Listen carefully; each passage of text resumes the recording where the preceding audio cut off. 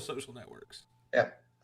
Looks like we're doing the thing. So, in just about 5 minutes, Terry and I will once again begin our conversation about the work of evangelism. We just got a little bit of lead in time, trying to be more interesting than the blank holding screen that sometimes shows up on live broadcasts. Clearly, that's our hope, but the reality is maybe not what we expected. With that, though, Terry, how are you doing today? Man, I'm good. I mean, I'm really good. I have to say that.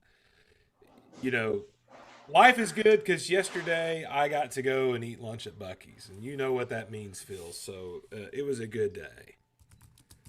I do know what that means. I'm thankful for you. Rejoice with those who rejoice is exactly the mindset you have to take when your friend gets to go to Bucky's. Dude, I brought home beaver nuggets and spicy beaver nuggets and spicy saltine crackers and a spicy burrito yesterday and some beaver chips. I was like so happy. I'm none of it's healthy and none of it's good for me, and I will pay for it in the long run. By the way, none of the beaver nuggets have been opened, so those will be rationed out to hopefully last until the next visit. But yeah, it's a beautiful thing, beautiful thing. As it should be across all the possibilities. Before we get too far into things, at the top of the hour, we're going to be talking a little bit about the perspective of the evangelist, the preacher, with marital conversations, with those subjects of like before the wedding, counseling, etc. We'll get to that in a little bit and try to approach both some practical sides to it and some biblical principles. But Terry, do you have any questions for us today? Last week I asked a question. Since you now know that you don't get any kind of preparation period, I'm going to give you a 3-second chance to None at say yes all. or no. I have no preparation period at all. Yeah, it's good for you. It's like Yeah, training. It's like it's training for life. yeah. This is like table topics every week with you, except for I don't even get to prepare the table topic. That's the bad part. Is I find out like 2 minutes before the meeting. Hey, you're the table topics leader today. How about that? There Okay, you go. so here's an off the top of my head question. Um, Favorite Bible that you have? Oh. What's your favorite Bible? And that includes translation publisher, by the way. That's actually a tough one because there's a couple of things back on the shelf. You can see behind me back there. I've got my primary Bible stash, and know how they're appropriately stacked for their own safety and security. Um, so I'm going to go with a couple of options on like my favorite Bible, and probably just come down to one because it's a little bit off center, and it's not even one that I use regularly. I really like my leather bound American Standard Star Publication Pocket Bible. I don't like it because of the additions in the back. They're neat at times. They're interesting historical artifacts. That's not what I like about it. What I like about it is the actual practicality of how it feels in the hand. As a small pocket Bible, it's the most functional of the ones that I've owned. I've owned a number of them, different sizes. Some have Psalms, some don't have Psalms, some that are the entire Bible. The print's big enough to read. The quality is sufficient. It's not great. Star Bibles never had great print in any of its editions. But from a sense of opening it up, reading it, I've taken it with me on backpacking trips. I've taken it with me to the Philippines, to other overseas locations. It went to Israel with me. Um, Again, not the best translation in some ways, not the best printing, but the What overall translation package. is it, by the It's the way? American Standard. Okay. And so it's an accurate translation to certain degrees, but very awkward and disjointed to read from. Yeah, and most people aren't familiar with Star Publishing. They almost single handedly killed the New American Standard there for a while with their poor publishing tactics. I mean, that was one of the problems with the New American Standard. Everybody loved it, but nobody could print it worth printing. Yeah. And it's kind of revised itself. It's resurrected because it has been made more open to the rest of the market. The Lockman Foundation released that kind of contract. Um, So the sword of choice right now is the Schuyler Quintel ESV. The text block is just amazing. The feel is amazing. It's actually a two tone by the way. For those who don't know, I'm a premium Bible guy, but I usually get them used, and oddly enough, it's red and black, which is kind of odd for me. And like you, I think I have a shelf over there. Yeah, you can see I've got many right here. They're in the boxes. You can't really tell. And then I got a bottom shelf down here that they're all laid that don't have boxes in ways that protect them, just like you. But like you, I mean, look, you have one of my old Bibles. I mean, Mhm. the Omega Thin Line is a great Bible for those who are looking for the ESV. It's just not one I was going to use, and it was my secondary one. I had an Omega Thin Line 75, and I sold you the 80th. And I love an R.L. Allen, and I love the feel of an Allen. There's just something about, by the way, some of those Bibles when you feel it in your hand with the cover, the size, and you just know this is the one for me. And honestly, probably the Allen was that till I got the Quintel, largely because the print block on the Quintel is so much crisper, the paper's wider, the font's a little bigger. My eyes are not as good. I couldn't use a personal size Bible anymore. I couldn't use one of the compacts anymore because Yeah. I'm old and blind. Um, And really, if I'm going to be sitting down and doing academic reading, where I'm going to really break down a verse, try to do some you can better do that on than, Logos. Let's be honest. You're gonna do that on your Logos. yeah, but I want to try to, I'm actually going to try to make the page look like the New American Standard Lockman Foundation layout that I'm most familiar with. Yeah. Single column text block, pull off the references and have extra note space. And if I'm going to print it out, or if I'm going to produce it and reproduce it digitally, it's probably actually going to look like that Yeah. for a technical text. But for reader stuff, a lot of the Omega quality, like the ESV stuff from Crossway and some of the other stuff, is much superior. It's just way up on the quality level. Yeah, that's the key on the quality level. By the way, I'm also a big fan of the reader versions. I mean, back there you can see on the shelf I have the readers, the ESV readers from Crossway, and I really am a big fan. And I've said that a lot of times on our broadcast. If you're getting ready to teach a book, it's really great to read that book with all the verses and the notations. And if you have Logos, by the way, you can make that happen. Mhm. You can take all those out, and so it's a really great way to introduce yourself to a letter or a book, especially a letter. I think it's always interesting that those were written as letters, and we never read them as letters. It's kind of funny how that turns out. Absolutely. Like you say, that one of the first things that a recent quote I shared about studying the Bible is to read it as a book. It's not just a book, but in the end, you got to read it in the genre or style in which it was originally presented, Yeah, and realize that in many cases, it's the best kind of that document. yeah, And so that will also help you dig in and get some really good and understanding. that applies to each book. Yeah. Like Job, you've got to read as a collection of poetry, and that you read that differently than you read, say, the letter to the Romans, which you should read as a letter. I mean, Yeah. it's completely different. But enough of Bible talk. The Bible. Let's talk about weddings. And Can we're I just not going start to off talk with about, saying this? Let me just say this for all the non-preachers out there. Let's get this out on the table. I and this Drew's gonna pull the cover back. I'm gonna say something that nobody wants to hear, by the way.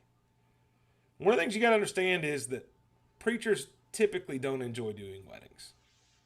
That's just a I think you could probably agree with that. And that's not meant to be ugly. I just think it's interesting that as a general rule, there's a lot of things that go into that. It's stressful, and for a lot of reasons. Weddings are stressful. Saying the right things, what's going to happen is there a bridezilla? Is there a momzilla? There's a lot of potential chaos involved, but it's part of what we do. So it's good for us to talk about it. How about that for honesty?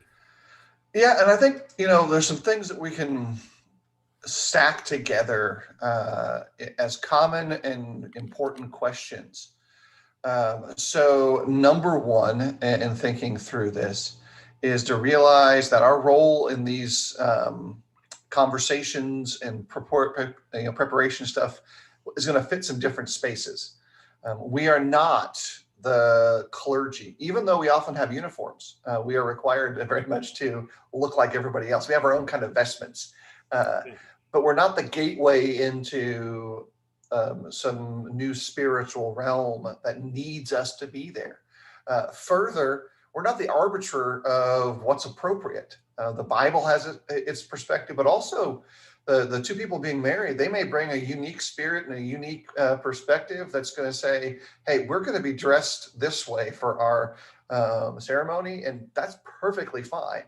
And I want to go through each of the steps of this with a mindset that helps people realize that not every preacher or every friend is the right connection to perform every ceremony, and to normalize that and say it's totally okay.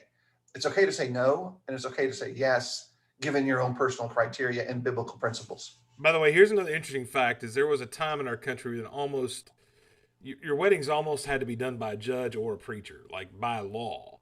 What you find out now, by the way, is that in most states, I don't know if you found this, Phil, but in most states, they really don't care who does the wedding anymore. Like there's the majority of states, you don't have to have any kind of licensing or certification. The last time I ever had to do that was a wedding in Ohio. I had to actually be licensed to perform weddings in Ohio's. But you go to Tennessee or you go to Alabama, it's pretty much, you want to perform a wedding, perform a wedding. We don't really care. I mean, at one time in Kentucky, you had to have somebody who had a bond to sign on your behalf, and now that's gone away. Like it's pretty much, if you're a human, you can do a wedding anymore in most states. So I think that's interesting too. And there is a trend that people are somewhat getting away from the idea of having to have a preacher do the wedding, but it's still quote unquote a service we offer a lot of times. Yeah, and so here's a couple of things that we talked about before. By the way, we spoke about this maybe 2 years ago, 2019. It's weird to say 2 years ago. And we talked at that point about really what you're going to say, like crafting a message, what kind of thing. It was part of a two-part concept where we talked about weddings and funerals together and how they're similar and different. And then from the speaking side of it. And they are really on a technical standpoint. But now let's talk about everything that happens before the day from the standpoint of, do you say yes to the opportunity? What Yeah. do you do with the opportunity? And some of our own personal experiences that might be helpful to others. Yeah, so somebody comes to you and says, Phil, I'd like for you to marry me and my fiance. Yeah. And What do they do? What do you do? usually I say, awesome, let's sit down and talk about it. Unless we're already at a spot where I can sit down and talk with them about it. Because I do have some things that I'm willing and not willing to do. Just like they probably also have some of that. My two key kickers that are really kind of important for me, and everything else is somewhat negotiable, is that number one, I will not perform a wedding ceremony without doing premarital counseling. Now, I would be willing to allow that to happen by another person who's competent in that and take that role, but premarital counseling is a must. And then the second thing is I will not sign on to a wedding without a small little contract that is signed that basically gives the authority for the wedding into the hands of the bride. I have learned in my personal experiences that that's something that I have to have in place, because I don't want to be in the middle of anybody else's disagreements about what's going to happen. So I say, look, if you want to make any changes, anything that's going to happen, I have an agreement with the bride and the groom that the bride gets to say. And it's like in writing, and that includes mother-in-laws, father-in-laws, moms and dads. None of you Yeah, all have a I don't voice. have that contract thing. I might need to start doing that. I've never had any issues with Oh, that. I've had issues with that. Yeah, I will tell you that for me, counseling is generally required. There are sometimes that's an exception. Like if I'm going to be, and there's workarounds now. We're all more Zoom, familiar. But at one time, if they were 3 states away and I was like a family member, if it was one of my cousin's kids and they're 3 states away, I may not do that. But I heavily encourage them to get counseling somewhere else, like you. The only time I know for sure that somebody didn't get counseling is I did the wedding ceremony of Nancy and Lindy McDaniel. And for those who don't know, like Lindy was in his 70s and Nancy was in her 60s, I think. And I just figured they probably should counsel me, if anything. So I You're didn't. not wrong. I didn't do that. The other thing is, it's kind of sound odd, like it's like your contract thing. Some people go, "Well, that's a little weird." Here's a weird one for you.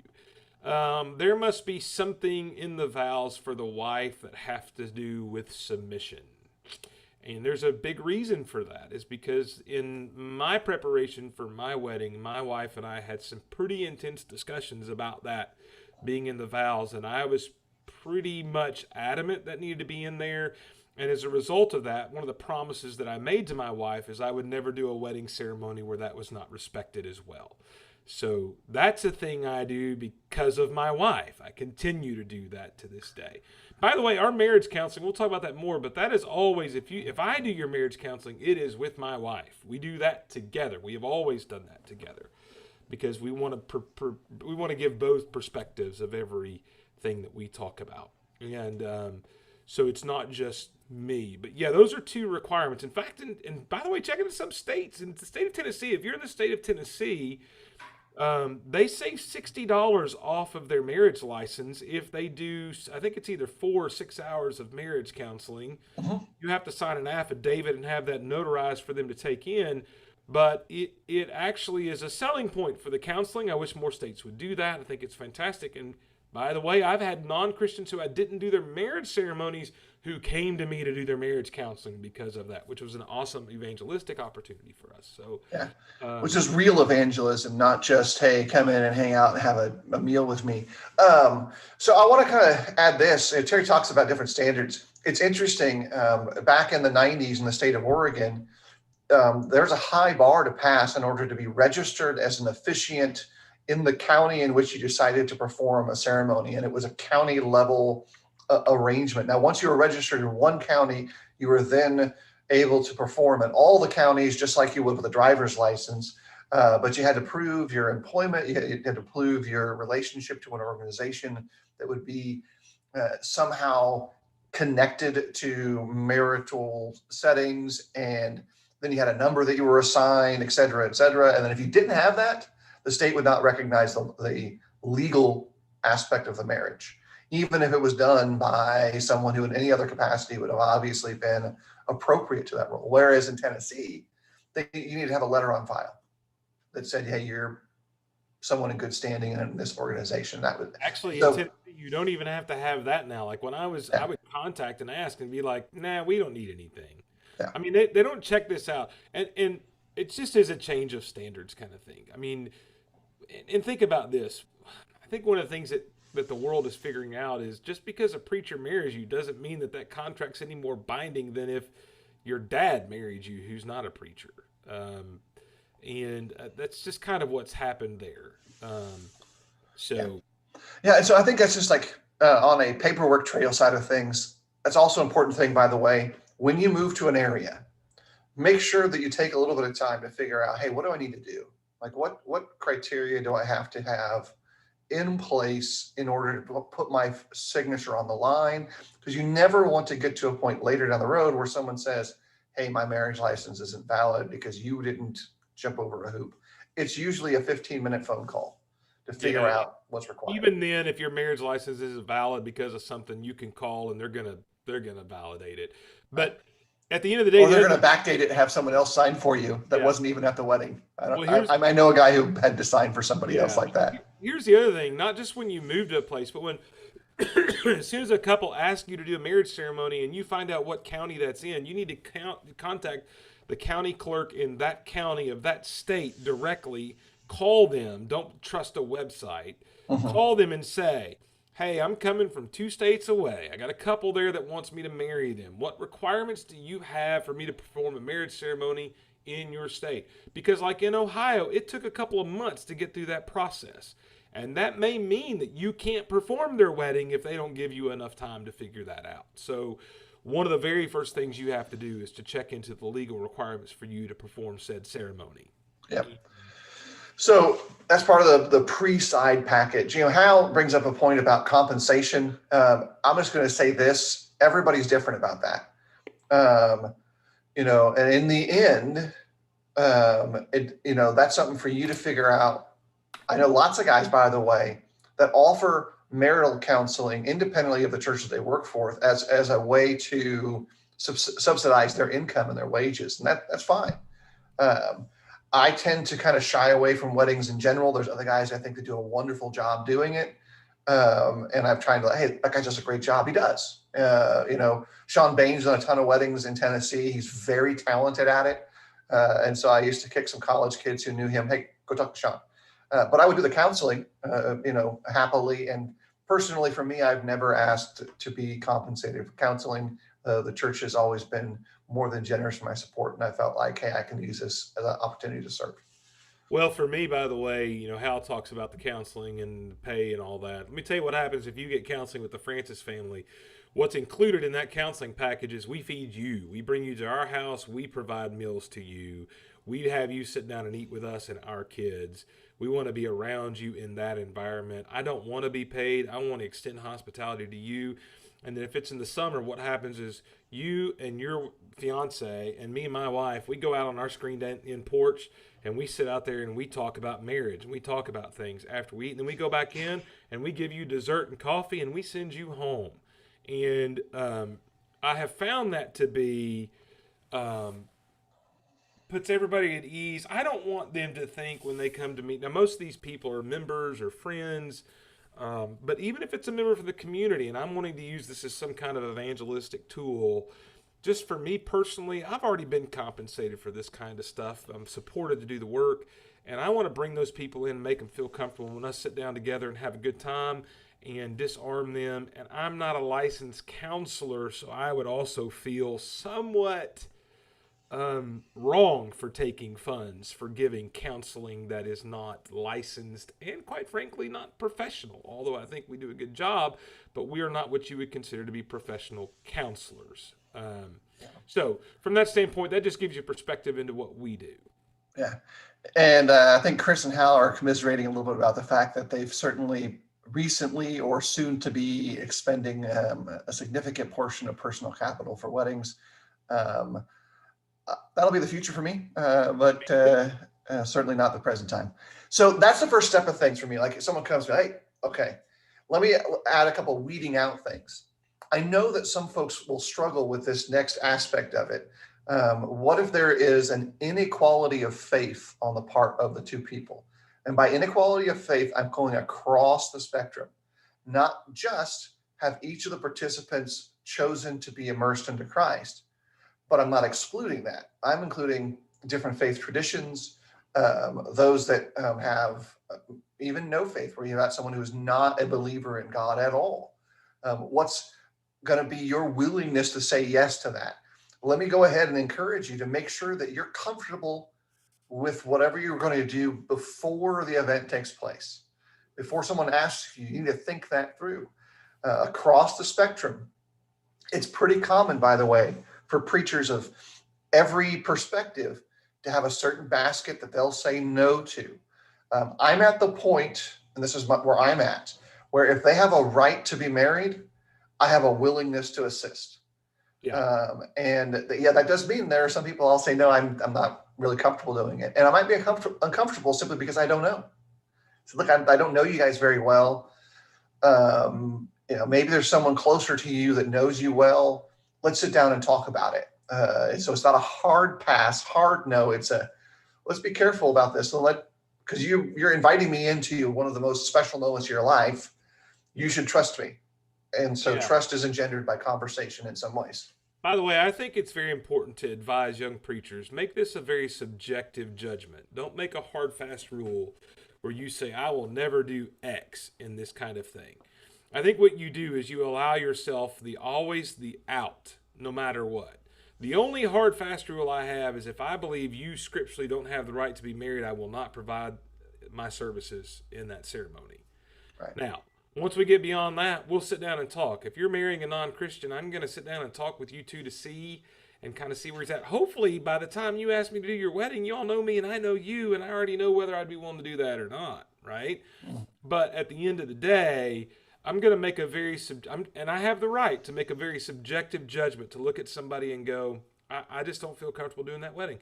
By the way, that may be sometimes because I see two people who are Christians and I think it's a bad fit and I think he's a jerk. Maybe he's going to be abusive and I don't want any part of that. I got that subjective right to make that judgment myself. And I think that's better for you to say rather than to say, hey, I'm never going to do X, I'm never going to do Y, I'm never going to do Z. There's sometimes you got to make exceptions. Just don't make those hard, fast rules.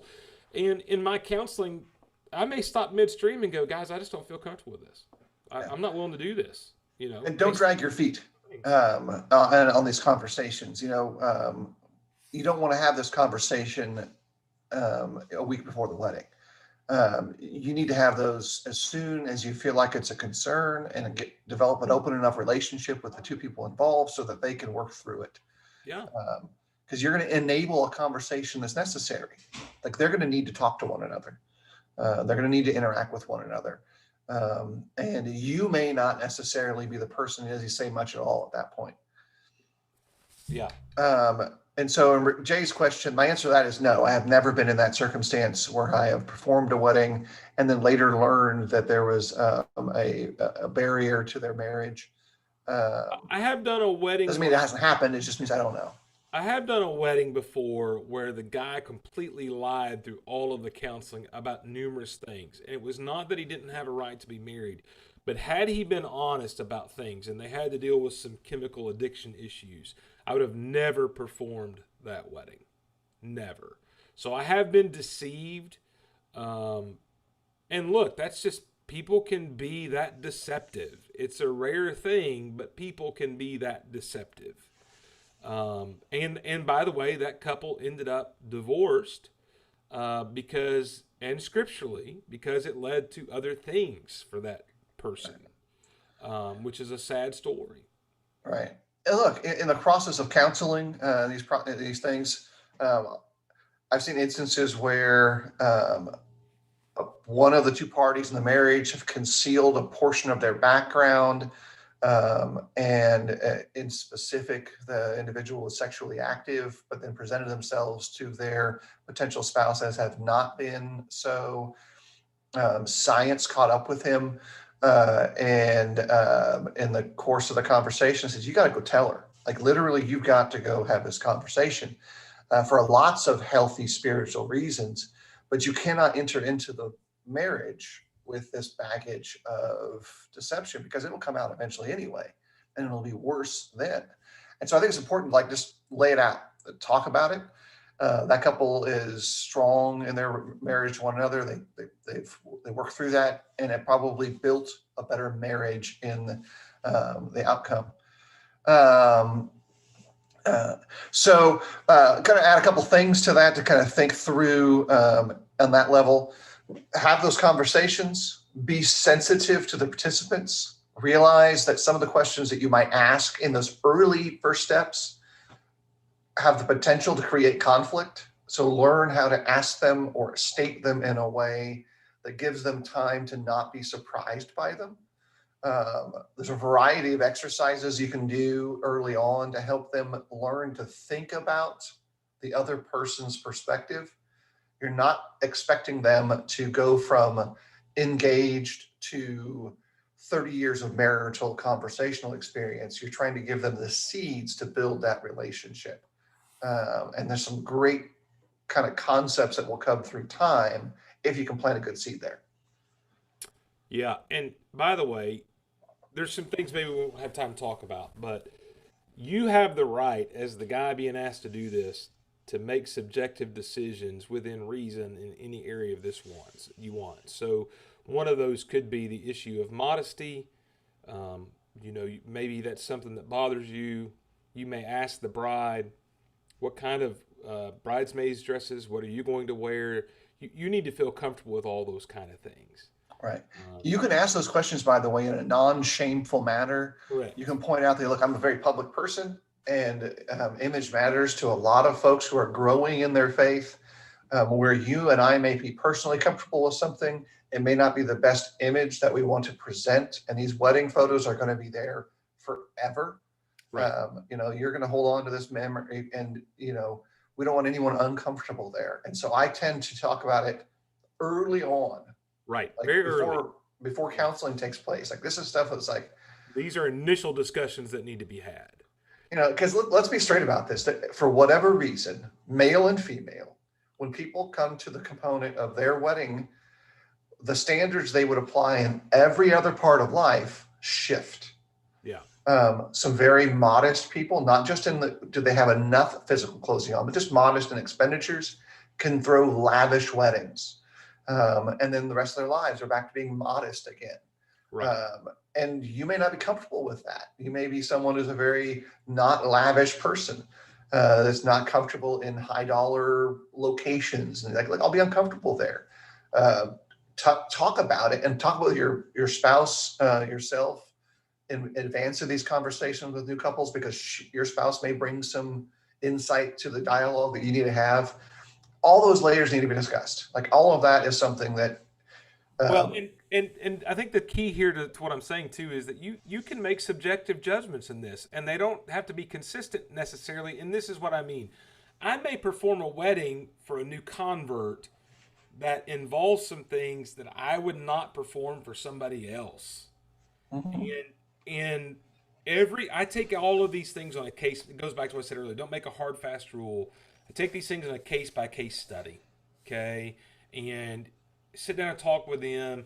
And I may make an exception for this person that I wouldn't make for anybody else. And I want preachers to understand, and anybody who gets asked to do a wedding, you're allowed to do that. Now, be prepared Yeah. to defend your reasons and explain them, but you are allowed to do that, and you should feel like you have the power to do that. I think that's very important to put out there. Yeah, and look, I'll ask some other things. I'm frankly comfortable with the more current standard that seems where a lot of young folks are using good friends in this role as performing the ceremony, or kind of shifting out of that the preacher does it. It's totally fine to me. Like this is not something where I feel like, oh, the preacher has to do it. I've never really had that mindset toward it. It's okay. I Yeah. would still tell that person, hey, you still need to do some premarital counseling with one of your shepherds, maybe with that preacher, maybe with a good family friend. Have some frank conversations. Uh, and by the way, in those frank conversations ahead of time, I'm going to tell all the preacher dudes, you need to be able and comfortable to have a conversation about everything involving marriage with the young man and the young lady. And that's why it's great to include your spouse in those conversations at a point, and maybe even have conversations where it's just you and the dude and her and the bride. And like say, like talk about some stuff. Let's be blunt what you're saying here, because I guess that's my job here. If you and your wife are not comfortable talking about sex to another couple in that environment of counseling, you don't need to be doing counseling, because Mhm. you got to talk about that stuff. And it should be done in a respectful, biblical way, but you got to talk about that stuff. You got to talk about a lot of stuff. And you and your wife need to be willing to talk about all that. There's a couple rules that go along with counseling. Let's talk about counseling real quick. One of the rules with counseling is what happens at counseling stays at counseling. I and my wife are going to say some things in the context of counseling we probably don't want anybody else to know out of the context of counseling. We're pretty open and honest in those discussions with those couples. We reveal things about ourselves we would not reveal any other way. And I think that's puts them at ease and helps them do the same thing. I once had a Momzilla, come and ask me about something in counseling, if I was going to cover something, if this had come up. And I looked at the mom and said, counseling stays at counseling and you're not invited. And that's just how that is. And I love you, but that's not invited. You, by the way, to get them to talk, you have to make a promise. It's almost like that contract you want the bride to sign. Me and my bride make a promise. We will not talk about these things to anybody else, Yeah. ever. Okay? And that's part of what counseling is. But then you got to be willing to share of yourself too. You got to be willing to talk about when you've had problems. You got to be willing to talk about things that you've struggled with in your marriage, especially that they identify with, and to help them see. You got to, one of the things that they need to understand in counseling, and you need to make sure you do this, is that marriage is not going to be easy. It's going to take work. Do not go in there acting like you have this Pollyannish view of marriage, that everything's fine, you never have any issues because everything is perfect. I don't care who you are. You may not fight, but there are things that you've dealt with that have not been perfect. And maybe they're your in laws, maybe they're your kids, but they need to know this is hard work. Even in the best of circumstances, it is hard work. And in counseling, to get them to open up, you've got to do that. You've got to let them know that you have struggled in this area. And you've got to extend a hand that says, the expectation that me and my wife have with you is whenever you have an issue, you do not go call your parents, you call us. Regardless of where you're at, you come to us. We already know these things. We've already talked about these things. We will talk about them again, but we want to be Yeah. there for you. Okay? So there's a couple of things you got to do in counseling. Here's another secret, by the way, in counseling for me and my wife. I'm going to throw this out there because I've said it publicly before. In your first session with us, we are going to try to break you up. And there is no secret about that. We are No. going to talk about your two personalities, and we're going to uncover some things, and we're going to try to uncover them in a way that makes you question. Um, Here's why. If I can break you up in that first session, you do not need to get married. Right. Okay? That's just how it is, and it's not done hatefully. If you want to ask me about that privately, I'll tell you and I'll explain and I'll share my stuff with you. But from after that session, you come back to me, we're going to build you up every time. We're going to build you and show you what a marriage looks like. And we're going to do it by taking the things we learned from the first session and building upon those things. Okay, and it's that's what we do. Not everybody does that. That's what we do as a couple. Um, and like I said, if you want more information on that, I'll share that privately. I prefer not to do that publicly. Yeah, let's try to keep some of these things private. Um, and everyone's going to approach, by the way, that process differently. Terry talks about that aggressive first step, where someone else might say, "Well, we're going to slow roll you," and that conversation may take place third session in. But generally speaking, you're really trying to help them understand: do we actually fit together, or do we simply enjoy each other's company? Eric wants to know our steps objectives for each session. Um, that's a longer conversation, but we can certainly lay out a couple of things. Look, for me, I'm going to spend time in those sessions, generally speaking, talking about the biblical principles of the relationship, not just male female procreation type stuff, but the principles of relationship. I'm going to talk about communication. I'm going to talk about conflict resolution. I'm Yeah. going to talk about commitment. I'm going to talk about sex. Like those are things that are going to come up in the discussion. Um, so, and they're going to vary in order based on who I'm discussing these with. Terry talks about counseling a couple that's in their 70s, which he didn't like. Why would I cancel them? They should be canceling us. That's going to be part of this. The same things are going to happen, but they are going to happen in different orders because there might be some new stuff there. Folks are coming into a marriage after maybe being married 50 years and the other one's never been married is a different thing. Rich talks about money management. Yeah. Absolutely. You should be willing to share your finances beforehand and then learn how you approach finances because you probably don't approach them the same way. Yeah, so for me and my wife, like I said, the first one is really it's really what happens. The first one is we look at a lot of areas into your life. We peel back the covers of your life as much as we can, and we compare how you two fit in those different areas. I think it's over 50 different things that we have you rate. We compare those answers, and we have some in-depth discussion. That session takes about 2 hours, and the reason I say we try to break you up is what we really try to do. We don't focus on the things you're good at. We really focus on your areas that need work. Okay, that does two things. That directs my counseling for the rest of the sessions. I learn in the first session what you really need to work on. And so if I have a couple that's really good money managers, and I already know that, or maybe has one really good money manager, I'm not going to focus on that as much because they've already in that first session revealed that. If they're really bad, we're going to talk about that. If they're bad at communication, we're going to talk about that. So it's somewhat my first session somewhat directs the rest, and it really becomes, I hate to say this word again, subjective to that couple. It's tailor-made to them. The second session is almost always looking at God's plan for the home, looking directly at Genesis 2 and looking at Ephesians 5 and 1 Peter 3 and how those roles fit together and what that means. We heavily emphasize Eggerich's love and respect kind of model in that session and what that means to each person. And then going forward, we're going to talk about sex. There's a whole session that is based largely on Whit Sasser's material that was excellent on the Sermon on the Mount. And look at how the Sermon on the Mount applies to your marriage. There's a lot of things there really good. And there's another session that deals with, we'll deal with love languages and understanding how that even reinforces your marriage. We'll deal with the little issues of his needs, her needs from Harley's book and what the deposit system looks like just in a few minutes, just some practical things like that. We're going to deal with how to fight in a marriage in a way that is fair. Because guess what? That's going to happen at some point. At some point after that first year, somebody's not going to be happy about something. And it doesn't matter what it is, it's gonna happen. We're gonna work through some case studies that include money management and how to communicate, how to talk, and how to deal with your in-laws and all those kind of things. So all that stuff is in there.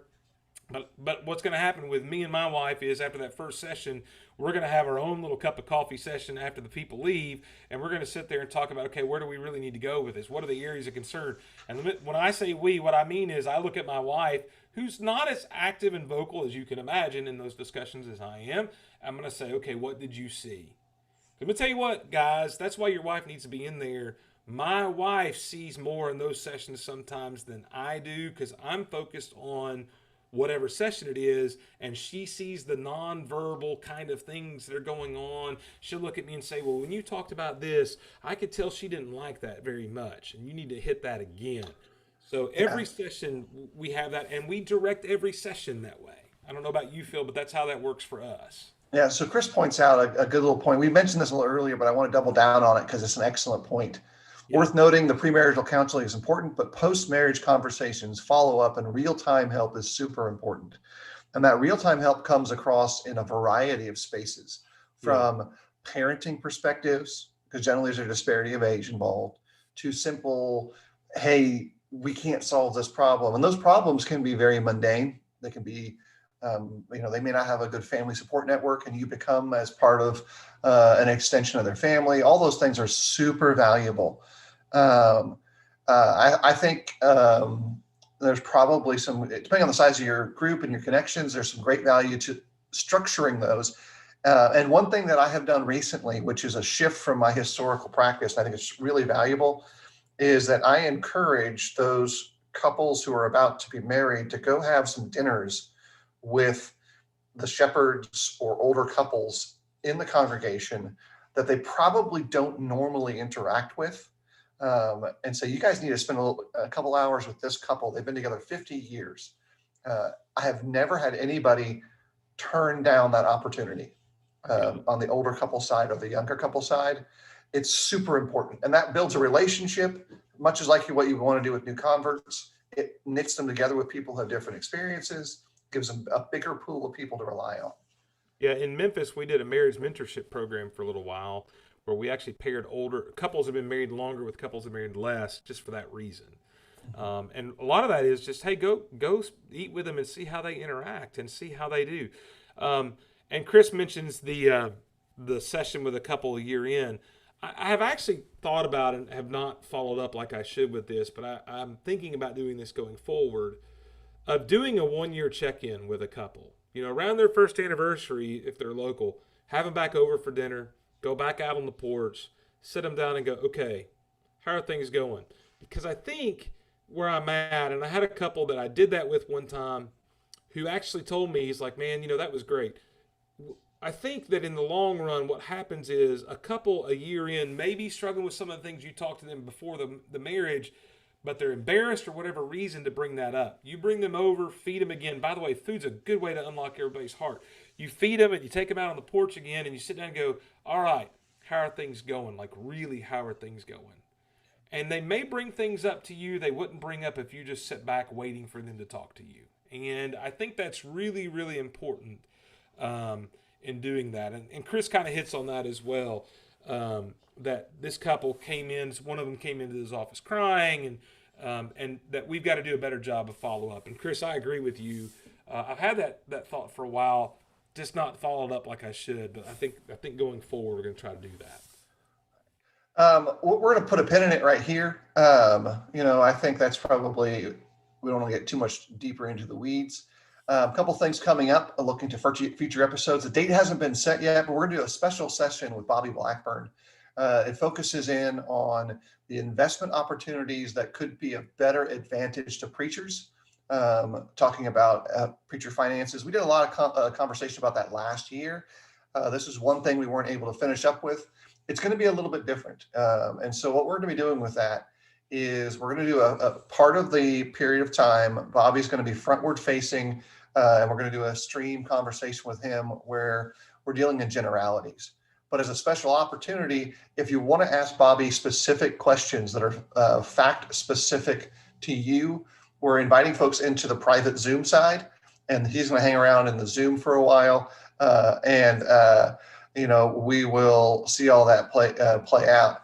And Chris, I see your Leviticus question. Maybe I'll raise you a New Testament question in response to it, but I'll get to it here in a little bit. Maybe I'll hassle you on the phone or something. Hey, follow up with that, by the way. If you have things you'd like for us to cover, let us know. Send us a message. I mean, we're 3 years into this deal, so um, unless you want some repeated topics at some point, or you just want this to cease to exist, send us some things that we've not I talked guess about. that's a fair question too. If you're tired Yeah. of us, you can send If us that you're message as well. if you're tired of Phil, send him a message. If you're tired of me, just keep that to yourself. But no, seriously, just send us a message. Let us know some things you'd like for us to cover. All right, everyone. Encourage you to have a great day. Like Terry said, if we can help you in some capacity, both with your work as an evangelist or your walk as a believer, reach out. Happy to help. You guys take care.